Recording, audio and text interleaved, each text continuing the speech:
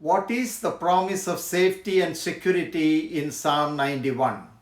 Psalm 91 is indeed a very blessed psalm, and during these days of COVID crisis, many pastors and preachers have been preaching from this psalm, assuring and consoling people about God's omnipotent power to keep us and to protect us.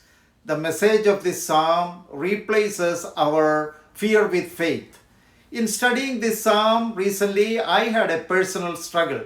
That struggle was understanding what is the real promise of protection in this psalm and how that applies to me personally.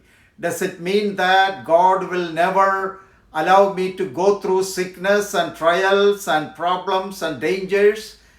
It is very important that we understand this psalm from the proper perspective. What is the promise of security in this psalm? Let us take a deeper look at the text of this psalm. This psalm can be divided into three sections. Verses 1 to 4 is the source of our security, and verses 5 to 13 is the extent of our security. And the last part of the psalm, 14 through 16, is the intimacy of our security. So the first part is the source of our security. The best way to look at this psalm is to first look at the first two verses of this psalm and see God as the foundation of our lives. Before going into the extent of the security and the nature of the security, we must look first at the source of our security. God is introduced to us here by four different names at the very beginning of this psalm. These names open a great treasure house in relation to the meaning of this psalm and its application. We can see the first name of God here, the Most High, El Elyon. It talks about His sovereignty, authority, lordship over the universe. Who is our God? He is the Most High God. Then we read that he who dwells in the secret place of the Most High shall dwell in the shadow of the Almighty. El Shaddai, Almighty. The picture here is a God who is overpowering and standing on a mountain. There is no one who can be compared to him. Verse 2, I will say to the Lord, the word Lord, L-O-R-D uppercase, here is referring to the covenant name of God, Yahweh or Jehovah.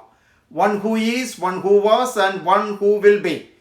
And one who is eternal, the majestic, omnipotent creator God is the fourth name, Elohim, majestic God, creator God, omnipotent God. In 2 Timothy chapter 2 verse 12, Apostle Paul made this wonderful remark during the last days of his life, for I know whom I have believed. That is the foundation of our lives. Likewise, in the book of Job, what did Job say in chapter 19, verse 25? He said, I know that my Redeemer lives. He acknowledged the providential care of God, an intimate, personal, relational, meaningful knowledge of whom we have trusted. That is the foundation of our life. That is why this psalm begins with the names of God. It gives us a sure foundation. Who is the source of my security? It is my God. Now, let me make three statements. God can protect me always. God has protected me many times. And God will continue to protect me. I believe in Him.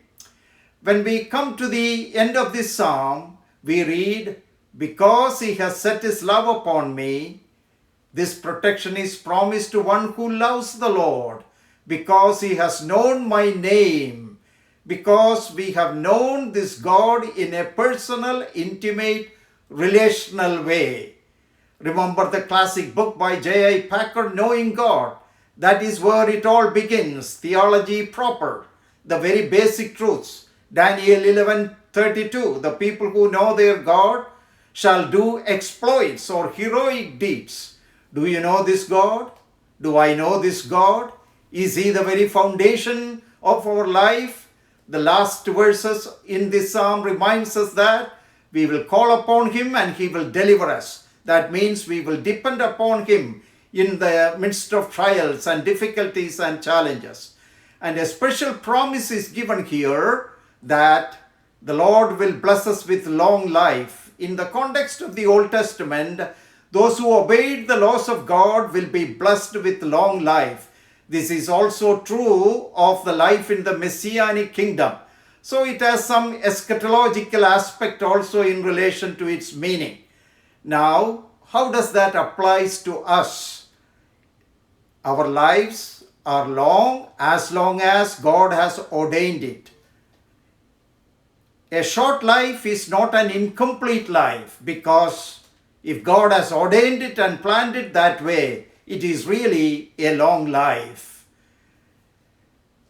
Until we take the last breath, God is our protector, and even after we leave this world, what will happen? We will be in His presence, continue to live long life for us. So even after death, we will be with Him in eternity, with Him in heaven, enjoying a long life. So, unless and until God allows something to happen to me, nothing will happen to me, except that God in His love and wisdom allows something to happen to me for my ultimate good and for His glory. 1,000 may fall at my right side and 10,000 on my side, but nothing will happen to me.